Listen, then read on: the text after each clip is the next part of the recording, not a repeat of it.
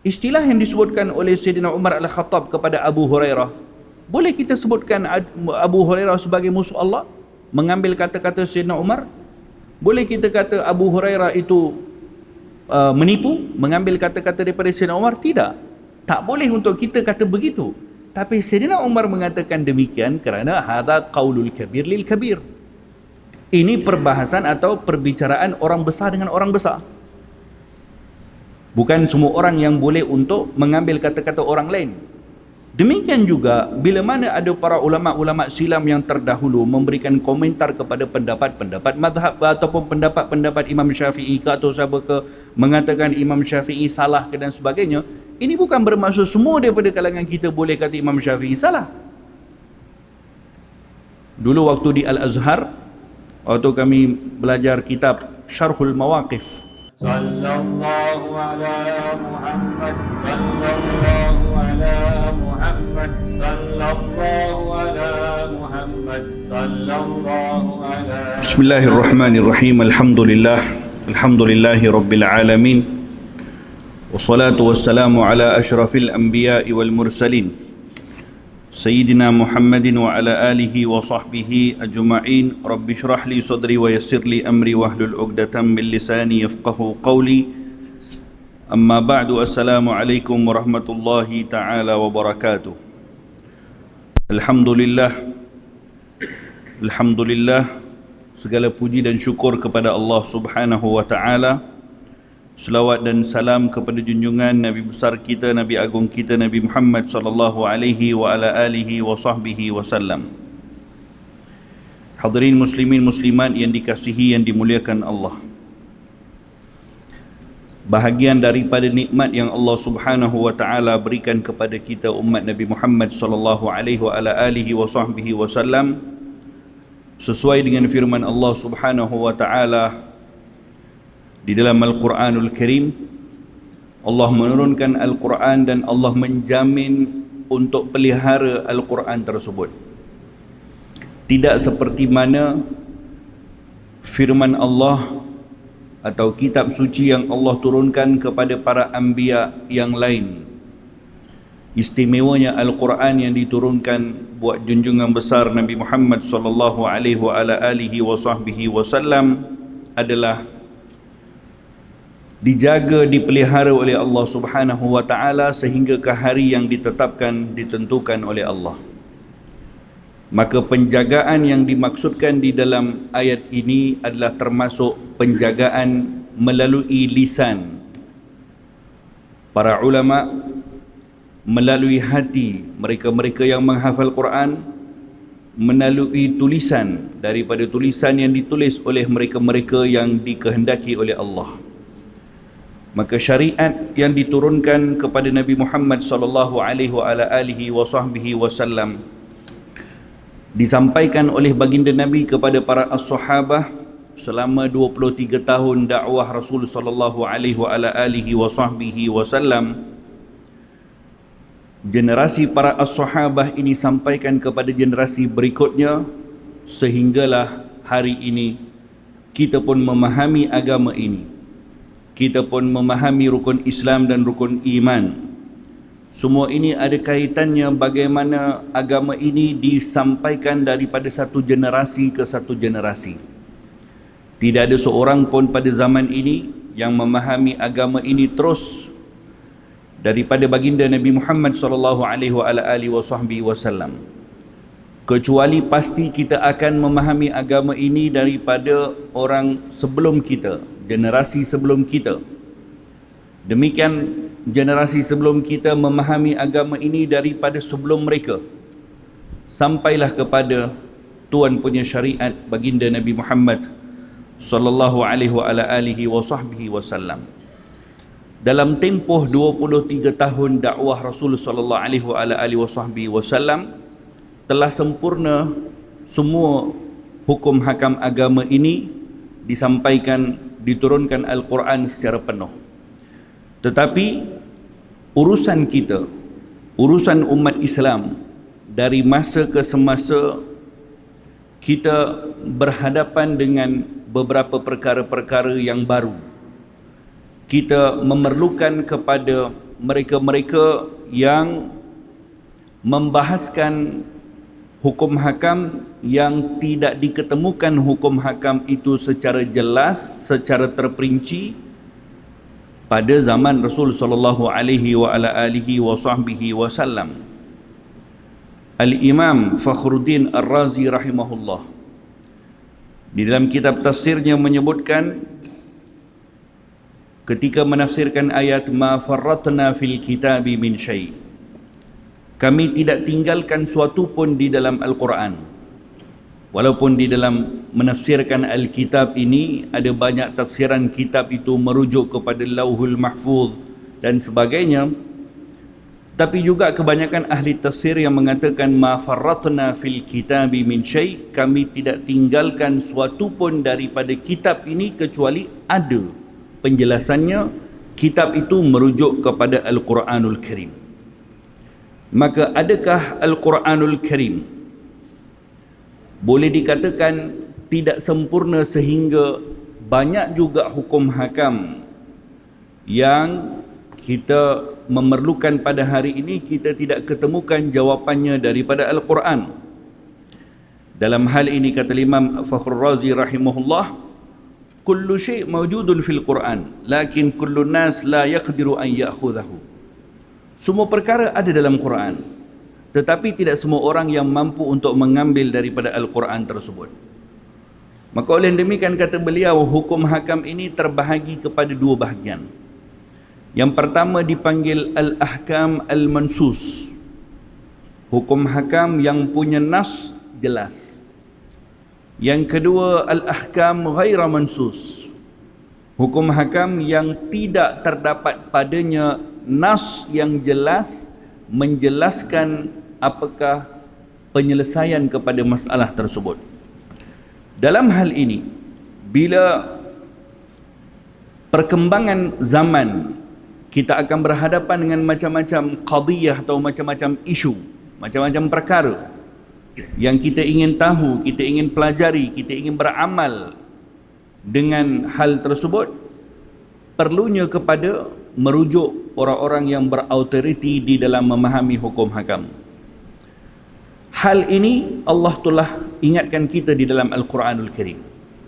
Dalam Quran Allah berfirman dalam satu ayat, walau rudduhu ila rasul wa ila ulil amri minhum la'alimahu alladhina yastanbitunahu minhum. Kalaulah kamu kembalikan kepada Rasul atau kamu kembalikan kepada ulil amri daripada kalangan orang-orang yang beriman, la'alimahu, maka ulil amri ini akan mengajarkan kepada mereka mengikut kepada apa yang mereka istimbat, yang mereka ambil hukum itu daripada Al-Quran dan juga daripada nas syarak yang lain. Ulil amri di sini kata Sayyidina Abdullah bin Abbas rahimahullah, maksud ulil amri di sini bukan pemimpin, tapi maksud ulil amri di sini adalah ahlul ilmi wal fiqh, orang-orang alim dan juga para fuqaha. Perlu merujuk kepada para fuqaha untuk kita memahami hukum hakam.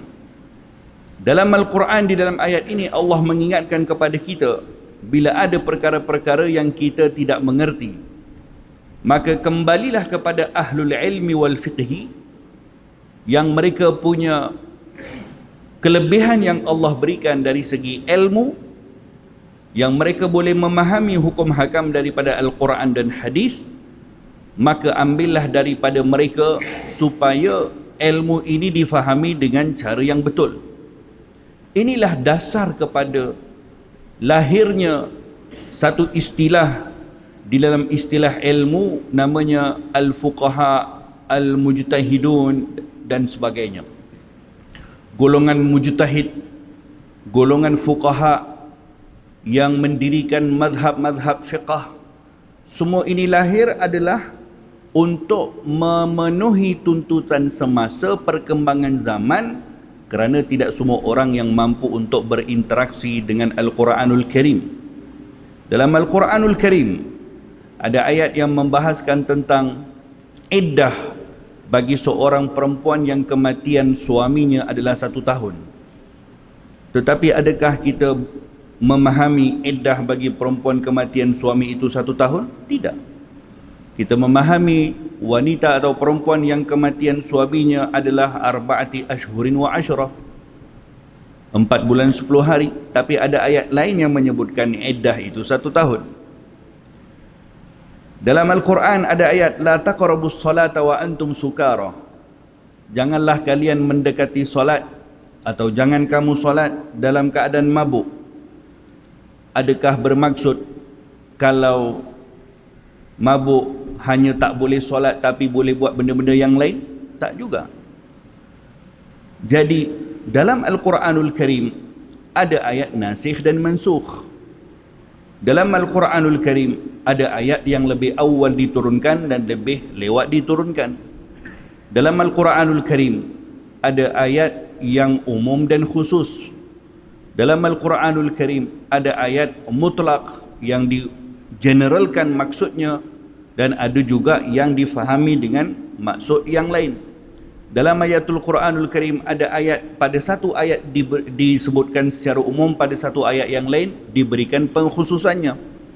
Sekian banyak daripada ilmu-ilmu ini tidak boleh berinteraksi dengannya oleh semua orang. Kita pun memahami hukum hakam ini pun daripada para fuqaha yang mereka mengamati dan punya ilmu yang begitu mendalam di dalam memahami berinteraksi dengan nas syar'i ini, sehingga perlunya kepada kita untuk merujuk kepada ulil amri. Perintah untuk merujuk kepada ulil amri yang dimaksudkan di sini adalah ahlul ilmi wal fiqhi. Ini adalah perintah daripada Al-Quran. Kecuali kalau kita ini seorang mujtahid, kecuali kalau kita ini seorang yang memahami sekian daripada selok-belok yang ada dalam Al-Quranul Karim, kecuali kita punya hafalan hadis yang demikian seperti mana hafalan hadis para ulama-ulama silam yang terdahulu, maka mungkin kita tidak perlu terikat dengan mazhab. Tetapi yang kita mengenali agama ini bukan dengan cara seperti itu.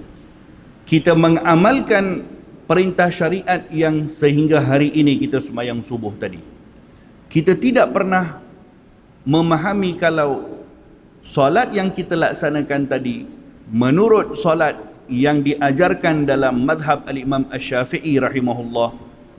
Mungkin tidak semua orang daripada kalangan kita yang boleh untuk mengeluarkan daripada Al-Quran ataupun daripada hadis solat itu yang kita solat tadi itu mengikut kaedah seperti apa yang ada dalam Quran, kerana dalam Quran secara general, secara umum saja disebutkan inna salata kanat alal mu'minina kitaban mawquta. Solat itu adalah suatu ibadah yang ditetapkan waktunya. Aqimis solah, dirikan solat. Tak ada sebut pun subuh, zuhur, asar, maghrib, isyak, rakaat berapa tak disebut. Kita baca zikir dalam rukuk tak disebut. Kita baca zikir apa dalam sujud tak disebut. Demikian juga di dalam hadis, kita buka kitabus solah dalam mana-mana bab-bab hadis pun, kita mungkin tidak mampu untuk memahami bagaimana solat subuh yang kita laksanakan 2 rakaat tadi dengan hanya diberikan Al-Quran dan hanya diberikan hadis Rasulullah sallallahu alaihi wasallam. Kerana ini adalah al-bahar, lautan. Tak semua orang yang mampu untuk menyelami lautan tersebut. Perlunya kepada alat-alat bantuan kepada kita untuk memudahkan.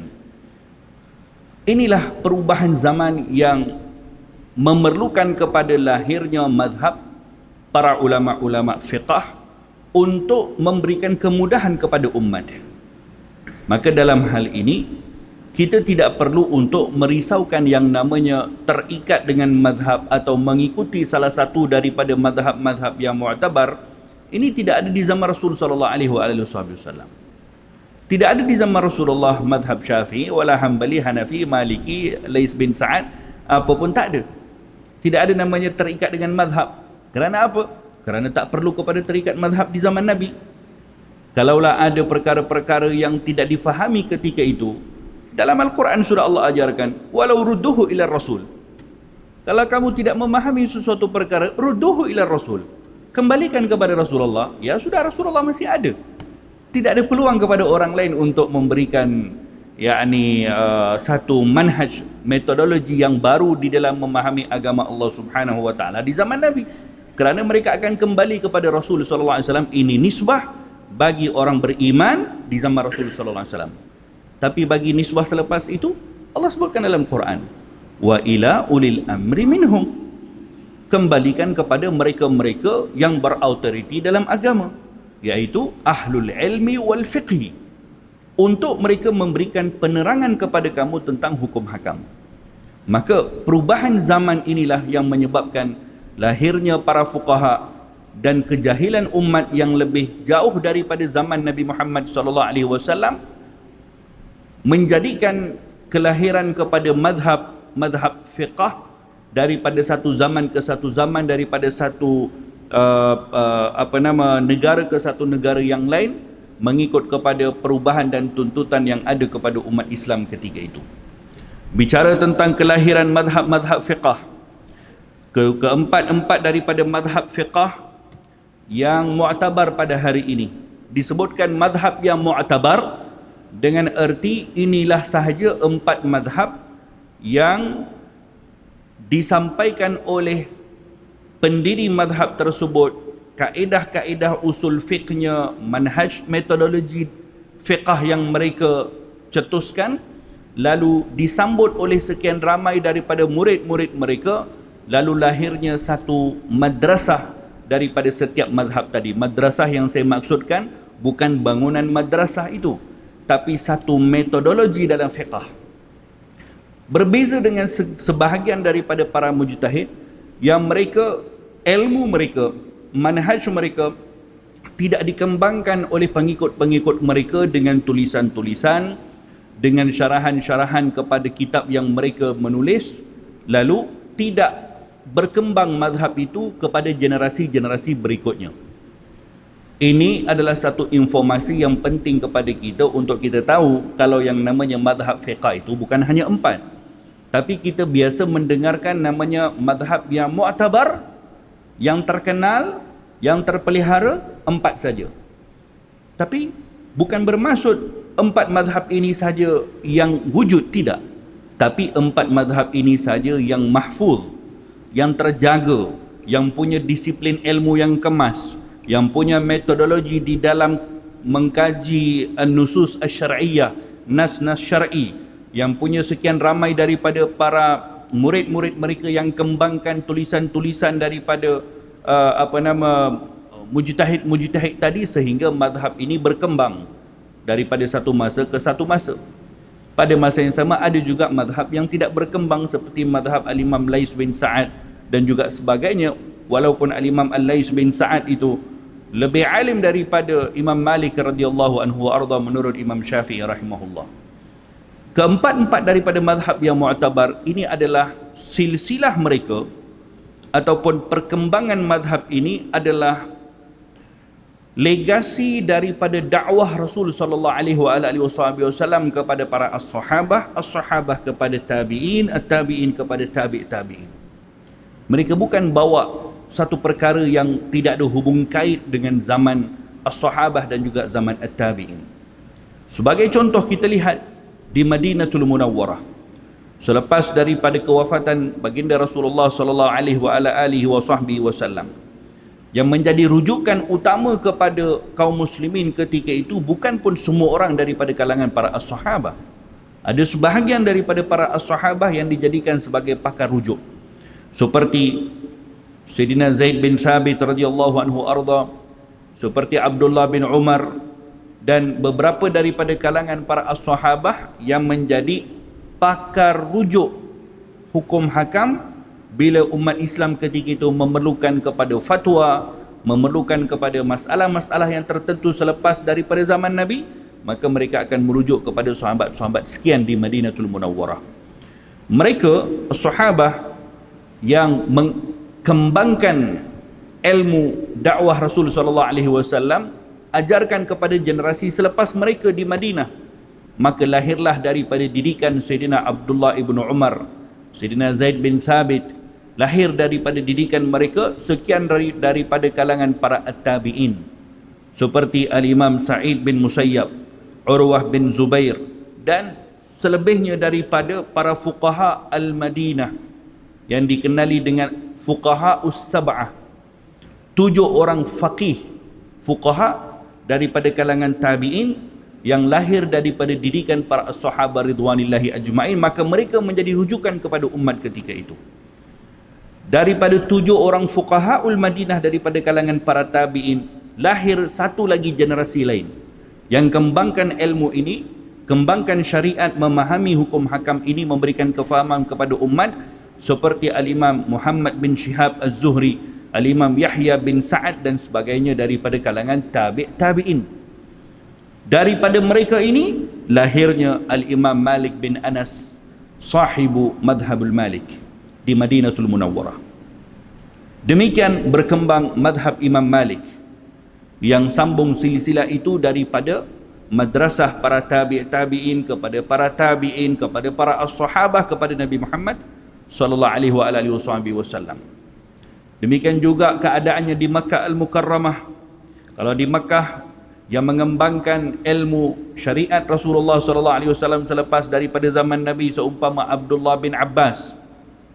Daripada madrasah Sayyidina Abdullah bin Abbas ini lahirnya beberapa daripada kalangan para tabi'in yang terkenal seperti Sayyidina Ikrimah, Mujahid, Atha dan sebagainya.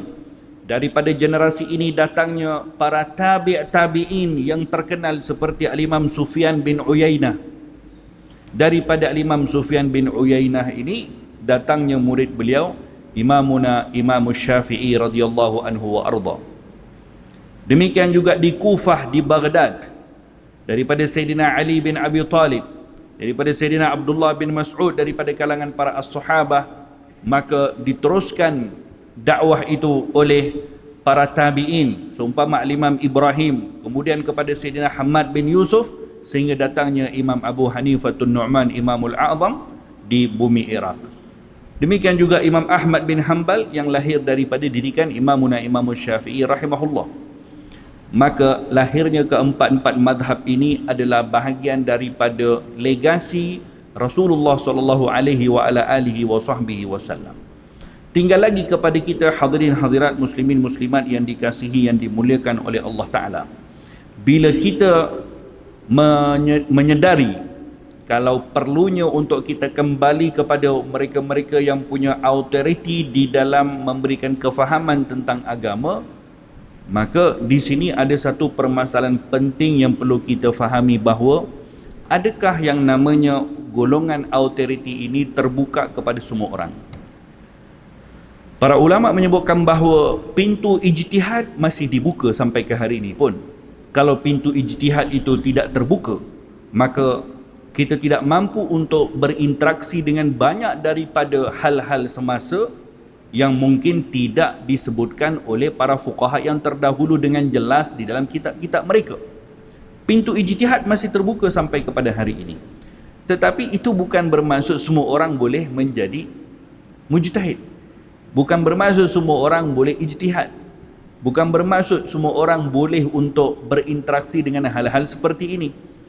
Mujtahid yang paling terakhir, kata para ulama di dalam kitab-kitab mereka, mujtahid yang paling terakhir sekali yang layak digelari sebagai mujtahid mutlak adalah Al-Imam At-Tabari rahimahullah. Dikatakan bahawa Al-Imam At-Tabari rahimahullah ta'ala, beliau ini ketika meninggal dunia, datang kepada waris beliau satu orang lelaki penjual dakwat untuk menuntut hutang. Kata lelaki penjual dakwat ini kepada keluarga Imam At-Tabari, kalau Imam At-Tabari pernah berhutang dengan beliau sehingga hari kewafatan beliau sebanyak 600 kilo dakwat. 600 kilo dakwat ni bukan dibuat makan. 600 kilo dakwat ni dibuat untuk tulis kitab. So berapa banyak kira-kira kitab yang ditulis oleh Al-Imam At-Tabari rahimahullahu ta'ala sehingga beliau menghabiskan kira-kira 600 kilo dakwat hanya untuk tulis kitab. Itu pun sebahagian daripada para ulama mengatakan Al-Imam At-Tabari tidak sampai kepada martabat mujtahid mutlak. Itu sudah berakhir cerita ni pada zaman bila ni? Pada tahun kurang lebih 300 lebih Hijriah.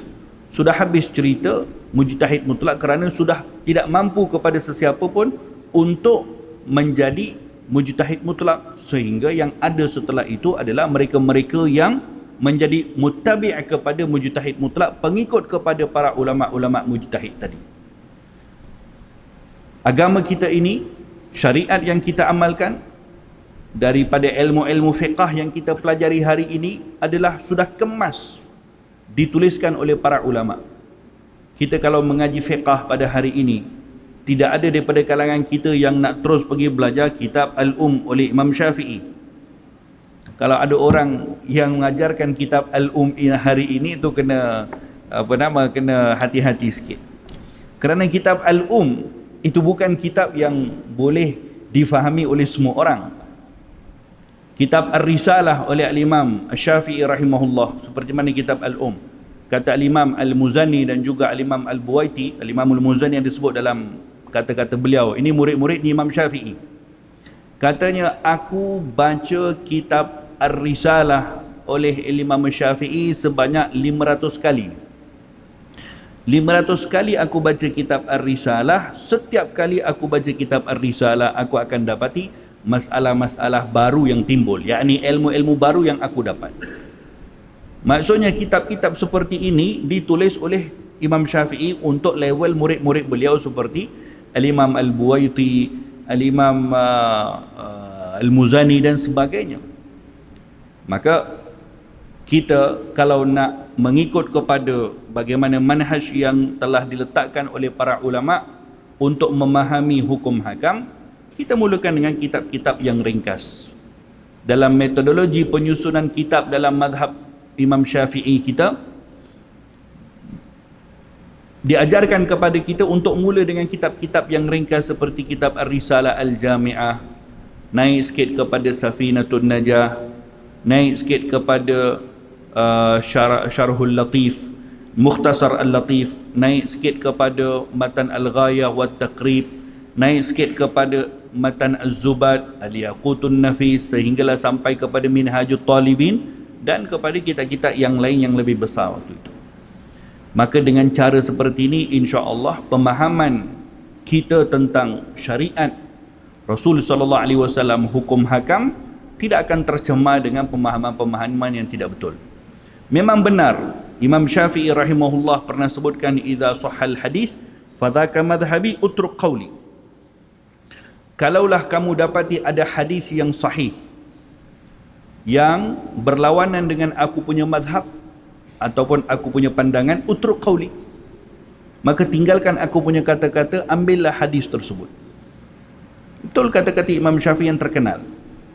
Tapi bagaimana untuk kita memahami kata-kata tersebut? Beberapa para ulama ada karang kitab khusus, mengarang risalah khusus untuk memberikan kefahaman apakah maksud Imam Syafi'i idza sahhal hadis fadhaka madhhabi utruk qawli, sehingga Al-Imam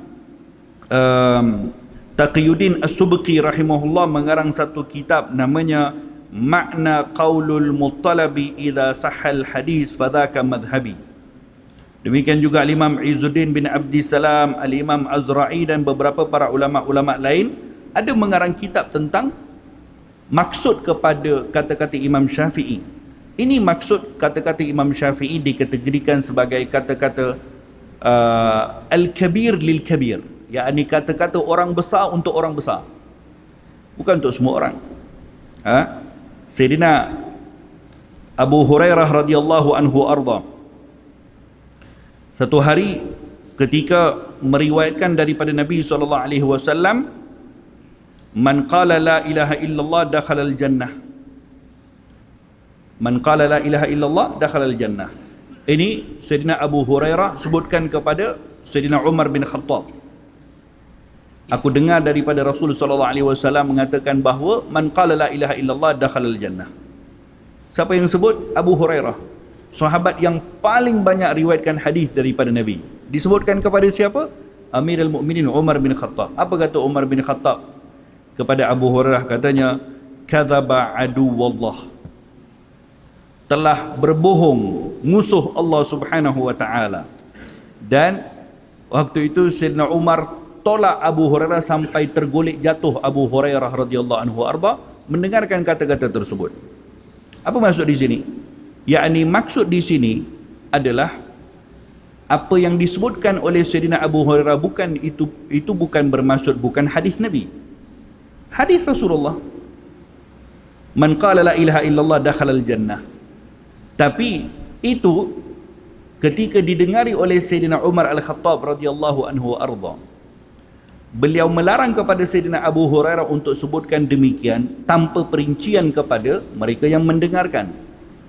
Kerana sebahagian orang mungkin akan memahami, oh, sebut la ilaha illallah dakhalal jannah, masuk syurga, ya Allah, khalas, selesai, tak payah puasa, tak payah haji, tak payah apa, sebut la ilaha illallah dakhalal jannah. Maka Sayyidina Umar tolak Abu Hurairah, kadzaba aduwallah, telah berbohong musuh Allah Subhanahu wa taala ini, sehingga menyebutkan hadis-hadis Nabi dalam keadaan seperti itu. Tapi adakah hadis itu tak betul? La. Di sini yang ingin saya sebutkan adalah istilah yang disebutkan oleh Sayyidina Umar kepada Abu Hurairah, sehingga diistilahkan apa? Kadzaba aduwallah, telah berbohong musuh Allah. Istilah yang disebutkan oleh Sayyidina Umar Al-Khattab kepada Abu Hurairah, boleh kita sebutkan Abu Hurairah sebagai musuh Allah? Mengambil kata-kata Sayyidina Umar? Boleh kita kata Abu Hurairah itu menipu, mengambil kata-kata daripada Sayyidina Umar? Tidak. Tak boleh untuk kita kata begitu. Tapi Sayyidina Umar mengatakan demikian kerana hadza qaulul kabir lil kabir. Ini perbahasan atau perbicaraan orang besar dengan orang besar. Bukan semua orang yang boleh untuk mengambil kata-kata orang lain. Demikian juga bila mana ada para ulama-ulama silam yang terdahulu memberikan komentar kepada pendapat-pendapat mazhab ataupun pendapat-pendapat Imam Syafi'i ke atau siapa ke, mengatakan Imam Syafi'i salah ke dan sebagainya, ini bukan bermaksud semua daripada kalangan kita boleh kata Imam Syafi'i salah. Dulu waktu di Al-Azhar, waktu kami belajar kitab Syarhul Mawaqif oleh Al-Imam Al-Qadhi Izzuddin Al-Iji rahimahullah, salah satu kitab yang terbesar dalam ilmu kalam, ilmu akidah. Seorang profesor namanya Dr. Profesor Muhyiddin As-Safi, saya ingat lagi nama beliau. Orangnya garang, tua orangnya, umur kat 80 lebih. Dia hafal kitab Syarhul Mawaqif semua. Syarhul Mawaqif tu 4 jilid kitab. Hafal semua konten Syarhul Mawaqif, kitab yang paling berat dalam masalah akidah. Dalam perbahasan tersebut, ada daripada pelajar waktu itu yang jadi Syekhul Azhar, saya ingat lebih kurang tahun 2009 atau 2010 tak silap, yang menjadi Syekhul Azhar ketika itu Syekh Tantawi rahimahullah. Jadi ada satu isu yang berlaku ketika, saya tak ingat apa isunya, fatwa atau pandangan yang dikeluarkan oleh Syekhul Azhar ketika itu tidak dipersetujui oleh beberapa kibar ulama-ulama Al-Azhar. Tapi ini pandangan yang ijtihad yang dibuat oleh beliau sebagai seorang alim Syekhul Azhar. Jadi ada satu orang pelajar ketika itu tanya dengan Syekh guru kami waktu itu, Syekh Muhyiddin As-Safi. Katanya, ini guru atau lecturer di Universiti Al-Azhar yang ditanya tentang bagaimana komentar kamu terhadap Syekhul Azhar yang digelari sebagai Imamul Akbar, yang sangat disegani punya autoriti yang paling tertinggi di Mesir. Bagaimana pendapat kamu tentang masalah ini yang disebutkan oleh Syekhul Azhar? Tahu apa dikata oleh beliau? Katanya, ini Syekhul Azhar ni bodoh, katanya. Jahil hadha, ahmaq. Kalau jahil je tak apa, ahmaq. Ahmaq ni dungu. Terkejut kami. Biar betul cakap dengan Syekhul Azhar macam tu. Rupa-rupanya dia dengan Syekhul Azhar ni sama-sama mengaji. Dia punya kawan. Dia marah dulu. Bodoh katanya bagi fatwa macam tu. Kemudian diberikan komentar mengikut kepada dia punya versi. Akhirnya dia kata, aku bolehlah sebut Syekhul Azhar macam tu, itu aku punya kawan, sama-sama pegang bahu dulu mengaji di Al-Azhar, kamu jangan sebut macam tu. Hadza qaulul kabir lil kabir. Ini kata-kata orang besar kepada orang besar. Tak semua orang yang boleh copy itu kata-kata untuk sebarkan kepada orang. Demikian cara ketika mana kita berinteraksi dengan bagaimana kritikan-kritikan para ulama-ulama yang terdahulu kepada generasi-generasi sebelum mereka, kita mengambil itu sebagai kata-kata orang besar kepada orang besar.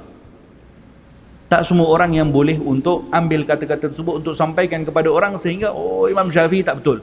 Ahmad bin Hanbal tak betul sebab apa? Sebab ada fulan imam sekian-sekian sebutkan Imam Syafi'i tak betul. Tak. Bukan macam tu caranya. Jadi demikian manhaj yang dituliskan, diajarkan kepada kita oleh para ulama kita yang terdahulu. Berbalik kepada apa yang saya sebutkan tadi, kata-kata Imam Syafi'i tadi, idza sahhal hadis fahuwa madhhabi fatruq qawli, itu adalah merujuk kepada kata-kata Imam Syafi'i kepada murid-murid beliau, yang kira-kira murid beliau itu kalau membaca, mendengar kata-kata Imam Syafi'i, mereka punya pertimbangan. Kalau hadis bertentangan, lalu mereka punya pertimbangan. Tapi kita tidak. Kita tidak punya pertimbangan tersebut. Kita tidak boleh meneliti ini pendapat mazhab sebut macam ni, tiba-tiba dalam hadis sebut yang lain. Jadi kita tak punya pertimbangan yang kemas untuk terus mengambil pendekatan tolak pendapat mazhab, ambil hadis dengan alasan ini hadis Rasulullah. Takkan salah. Ini pendapat mazhab, imam mazhab mungkin betul, mungkin salah. Tapi dia tidak sedar kalau hadis yang dikatakan hadis Rasulullah pun datang daripada ijtihad daripada para ulama juga, yang dihimpunkan oleh Imam Bukhari. Bukankah itu daripada ijtihad Imam Bukhari? Dia ambil riwayat daripada fulan, daripada guru dia, tapi mengikut kepada ijtihad Imam Bukhari, mengikut kepada hafalan Imam Bukhari. Datangnya Sahih Al-Imam Al-Bukhari. Imam Bukhari bukan terus jumpa Rasulullah. Tidak. Itu pun Sahih Al-Bukhari pun kita bergantung kepada ijtihad kepada Imam Bukhari rahimahullah. So dalam hal ini bukan masalahnya kita ingin mengambil hadis Nabi yang lebih tepat berbanding dengan pendapat mazhab, menurut Imam Syafi'i sebut macam tu. Dalam satu contoh masalah hadis sahih, kata Nabi SAW, aftar al-hajib wal mahjum. Batal puasa orang yang berbekam dan orang yang dibekam. Al-hajim, orang yang membekam. Mahjum, orang yang dibekam. Aftar, kata Nabi SAW dalam hadis, kedua-duanya batal puasa. Tetapi bila kita lihat dalam mazhab kita, mazhab Imam Syafi'i, orang yang berbekam tidak batal puasa, hanya hukumnya makruh. So macam mana kita nak pertimbangkan dalam hal ini? Di sisi Imam Syafi'i tidak batal al-hajim wal mahjum. Adakah Imam Syafi'i tak nampak hadis itu? Mustahil. Kenapa saya katakan mustahil? Ya mustahil. Zaman kita pun nak cari hadis pun pakai Google. Dulu tidak pakai Google, semuanya tu hati mereka semuanya ratusan ribu jutaan hadis yang dihafal oleh mereka. Maka mustahil kalau hadis itu dijumpai di zaman kita sekarang tak dijumpai oleh mereka-mereka yang terdahulu. Mustahil. Bukan Imam Syafi'i tak jumpa hadis Nabi aftar al-hajim wal mahjum, tapi menurut Imam Syafi'i rahimahullah, aftar al-hajim wal mahjum itu hadisnya sudah termansukh. Kerana yang dimaksudkan berbuka puasa, batal puasa orang yang berbekam, itu merujuk kepada berbekam di zaman dulu pakai tanduk. Dulu pakai tanduk, lalu akan ditarik, disedut. Maka ada kemungkinan kalau boleh menyebabkan batal puasa. Tapi zaman sekarang tak macam tu. Zaman Imam Syafi'i pun dah ada kaedah lain, tidak lagi seperti kaedah-kaedah yang diamalkan di zaman Rasulullah untuk berbekam. Maka kata Imam Syafi'i, tak, hadis itu sudah termansukh. Maka dikeluarkan hukum kalau orang yang berpuasa bekam itu hanya hukumnya makruh, tidak batal. Tapi jelas-jelas pendapat Imam Syafi'i ini bertentangan atau tidak dengan hadis Nabi? Ya, bertentangan. Tapi pertentangan itu punya pertimbangan. Jadi demikian cara kita bila berinteraksi dengan pendapat-pendapat para fuqaha'ul madhab. Jangan terlalu cepat untuk kita meletakkan ini pendapat fuqaha, pertimbangannya mungkin betul atau mungkin salah. Ini hadis Rasulullah pasti betul. Tak, bukan macam tu. Soalnya bukan hadis Nabi tu ada mungkin salah. Semua umat sepakat hadis yang disebutkan oleh Rasulullah, selagi mana hadis itu bukan hadis yang palsu, ya betul lah hadis tu. Tapi bukan itu soalnya. Soalnya sekarang adalah bagaimana malakatul istinbat yang kita miliki, kaedah untuk istinbat, memahami hadis dan Al-Quran yang kita miliki, sehingga kita boleh atau tidak menimbang hadis ini statusnya macam mana, nasikh mansukhnya macam mana, ada tak perbahasan pada hadis yang lain macam mana. Semua itulah yang akan menjawab kepada bagaimana untuk kita meletakkan pertimbangan terhadap pendapat-pendapat yang dikeluarkan oleh para ulama-ulama mazhab. Demikian metodologi kita di dalam memahami hukum hakam. Demikian cara kita meletakkan betapa kita merasa senang ketika kita bermadhab dengan madhab Imam Syafi'i rahimahullah. Imam Syafi'i rahimahullah lahir pada tahun 150 Hijriyah. Pada waktu tahun yang sama meninggalnya Al-Imam Abu Hanifatul Nu'man radhiyallahu anhu wa arda. Lahir di Gaza di Palestin. Sebahagian mengatakan di Asqalan.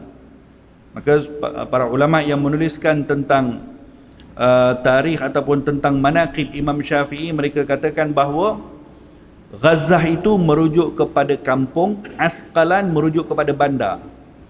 Jadi kalau ada yang mengatakan Imam Syafi'i lahir di Asqalan, betul juga. Imam Syafi'i lahir di Gaza, Palestin, betul juga. Kerana satunya daerah, satunya bandar. Ada lebih 80 kitab yang dikarang oleh para ulama menceritakan tentang manaqib Imamuna Imam Syafi'i rahimahullah. Diberikan gelaran Al-Imam Muhammad bin Idris Al-Quraisy kerana nisbah beliau kepada bangsa Arab Quraisy. Al-Muttalibi kerana nisbahkan beliau kepada Ahlul Bait, keluarga Rasulullah sallallahu alaihi wasallam yang bersambung kepada Sayyidina Abdul Muttalib radhiyallahu anhu wa arda. Membesar daripada keluarga yang baik, daripada seorang ibu yang solehah. Lalu beliau akhirnya setelah beberapa tahun kelahiran dibawa ke Mekah, dibawa ke Hijaz, membesar di situ dengan didikan para ulama-ulama di Mekah. Kemudian akhirnya pergi ke Baghdad di Iraq, mengembangkan ataupun belajar ilmu daripada para ulama-ulama di situ, sehingga masya-Allah tabarakallah Imamul A'zam ini, imam yang sangat agung ini, ketika datang ke Mesir, waktu itu ketika Imam Syafi'i datang ke Mesir, Mesir ini orang-orang Mesir bermadhab dengan madhab Imam Lais bin Sa'ad radhiyallahu anhu arda. Imam Lais bin Sa'ad sudah meninggal dunia ketika itu. Tapi ketika datangnya Imam Syafi'i ke Mesir, madhab Lais bin Sa'ad ini banyak diamalkan. Imam Syafi'i 4 tahun saja di Mesir. Seluruh masyarakat Mesir berubah menjadi pengikut madhab Imam Syafi'i dalam masa 4 tahun. Sehingga dikatakan bahawa perkembangan madhab Imam Syafi'i ini berlaku di Mesir. Macam mana boleh pengaruh Imam Syafi'i sehingga seluruh rakyat Mesir ini boleh bermadhabkan dengan madhab Syafi'i? Ada beberapa sebab. Yang pertama kerana sifat orang-orang Mesir sendiri yang memelihara atau memuliakan Ahlul Bait Nabi, satu. Yang kedua, pengaruh dan ilmu yang dimiliki oleh Imam Syafi'i yang begitu kemas di dalam usul fiqahnya, di dalam perbahasan-perbahasan yang tidak dikembangkan oleh murid-murid Al-Imam Lais bin Sa'ad. Maka madhab Imam Lais bin Sa'ad ketika itu tenggelam, diatasi oleh madhab Imam Syafi'i rahimahullah yang punya metodologi fiqah yang begitu kemas. Maka berkembang madhab Al-Imam Syafi'i rahimahullah daripada timur sehinggalah ke barat, sehingga kita dengarkan kata-kata daripada para ulama yang mengatakan bahawa sebahagian daripada ulama merujuk kepada hadis Nabi, alimu Quraisyin yamla'u tibaqil ardi ilma. Nabi pernah sebutkan seorang alim daripada bangsa Quraisy yang akan menyebarkan ilmu ini ke seluruh dunia. Ini merujuk kepada Imamuna Imam Syafi'i rahimahullah, kerana tidak ada daripada kalangan para sahabat atau tabi'in yang sebarkan ilmu itu dengan begitu daripada kalangan bangsa Quraisy. Kita ketika mengatakan bermadhabkan dengan madhab Al-Imam Syafi'i, kita kena ingat bahawa kita bermadhabkan dengan satu madhab yang berpegang dengannya sekian ramai daripada para ulama tafsir, sekian ramai daripada para ulama hadis, sekian ramai daripada para ulama akidah, para ulama tasawuf dan sebagainya. InsyaAllah mereka semua tidak akan membawa kita kepada satu jalan kesesatan. Mereka itu tidak akan sepakat untuk membawa kepada jalan yang tidak diredai oleh Allah Subhanahu wa taala. Daripada para ulama-ulama kita yang begitu ramai yang bermazhabkan dengan mazhab al-Imam Syafi'i, tidak lain tidak bukan adalah kerana mereka memahami bagaimana mazhab itu berkembang. Imam Bukhari rahimahullah, sebahagian daripada para ulama meletakkan Imam Bukhari sebagai seorang yang bermazhabkan dengan mazhab Syafi'i. Dalam kitab Allahumma salli ala Muhammad yang menceritakan tentang ulama-ulama mazhab al-Imam Syafi'i, sebuah kitab yang begitu detail, disenaraikan semua para fuqaha Syafi'iyah. Di situ diletakkan nama Imam Syafi'i, Imam Al-Bukhari sebagai salah seorang daripada orang yang berpegang dengan mazhab al-Imam Syafi'i. Tapi pada masa yang sama ada juga mengatakan tidak. Ada juga yang nisbahkan Imam Bukhari kepada mazhab yang lain. Ada juga yang mengatakan Imam Bukhari punya mazhab yang tersendiri dalam hal ini. Dalam satu kitab syarah kepada Sahih Bukhari namanya Tadhkiril Qari fi Syarhi Sahihul Bukhari, yang dikarang oleh Mufti India Syekh Abu Bakar Ahmad, guru kami. Beliau dalam muqaddimah kitab tu bahaskan hal ini. Adakah Imam Bukhari bermazhab Syafi'i ke, atau beliau punya mazhab yang sendiri? Katanya Imam Bukhari banyak yang mendakwa punya terikat dengan mazhab Syafi'i atau mazhab Hanbali dan sebagainya. Tapi ramai daripada para ulama yang mengatakan beliau bermazhabkan dengan mazhab al-Imam Syafi'i kerana aksar aqwalihi tanasaba ma'a qaul Syafi'i. Kebanyakan kata-kata Imam Bukhari itu munasib dengan kata-kata Imam Syafi'i, maka dengan itu mereka meletakkan Imam Bukhari sebagai seorang yang bermazhabkan dengan mazhab Syafi'i. Tapi akhirnya beliau sebutkan bahawa Imam Bukhari rahimahullah adalah seorang yang mujtahid muntasib. Bukan mujtahid mutlak yang boleh mendirikan mazhab yang sendiri, tapi mujtahid muntasib. Apa maksud mujtahid muntasib? Yakni mereka mujtahid juga, tetapi mereka tidak punya kaedah usulul fiqh yang tersendiri, masih lagi berpegang kepada usulul fiqh mujtahid yang lain.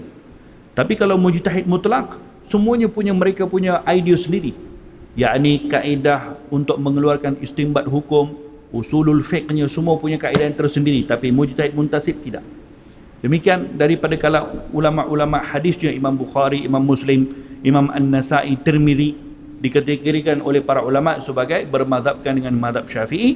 Daripada kalangan para a'immah seperti Al-Imam Ibnu Hajar Asqalani, Al-Imam Ibnu Hajar Al-Haytami, Al-Imam Al-Ghazali, Al-Imam An-Nawawi, sekian ramai daripada jibal, gunung-gunung ilmu ini yang kita bersama dengan mereka di dalam mengamalkan mazhab yang cukup terkenal, mazhab yang mu'tabar ini. Maka dalami ilmu fiqh ini dengan cara yang benar, supaya kita beramal dengan cara yang betul dan mengikuti metodologi yang betul di dalam memahami hukum hakam. Iaitu kalau kita ingin mempelajari hukum hakam, maka kembali kepada para fuqaha, kerana mereka telah susunkan kepada kita kaedah untuk memahami hukum hakam ini dengan cara yang senang, berbanding kalau kita ini diberikan Quran, diberikan hadis untuk baca sendiri, untuk keluarkan hukum sendiri, kita pun takkan mampu untuk berinteraksi dengan perkara-perkara seperti itu. Mudah-mudahan Allah Subhanahu wa taala meninggikan darjat Imamuna Imam Syafi'i rahimahullah, dan mudah-mudahan madhab Imam Syafi'i yang kita anuti, yang kita pelajari, mudah-mudahan Allah taala bukakan hati kita untuk mendalami fiqh madhab Imam Syafi'i dan beramal dengan syariat Allah Subhanahu wa ta'ala dengan cara yang diridai oleh Allah, insya-Allah. Amin. Allahumma amin. Hadza wa billahi taufiq. Allahumma inna na'udzubika min ilmin la yanfa' wa na'udzubika min qalbin la yakhsha' wa na'udzubika min du'ain la yustajab wa na'udzubika min 'amalin la yuqbal bi rahmatika ya arhamar rahimin. Rabbana atina fid dunya hasanatan wa fil akhirati hasanatan wa qina adzabannar. Wa sallallahu ta'ala wa sallam ala khairi halqi sayyidina Muhammadin wa ala alihi wa sahbihi wa sallam. Walhamdulillahi rabbil alamin. Wassalamualaikum warahmatullahi ta'ala wabarakatuh. Jazallahu anna Sayyidana Muhammadan Sayyidana Muhammadan ma huwa ahluhu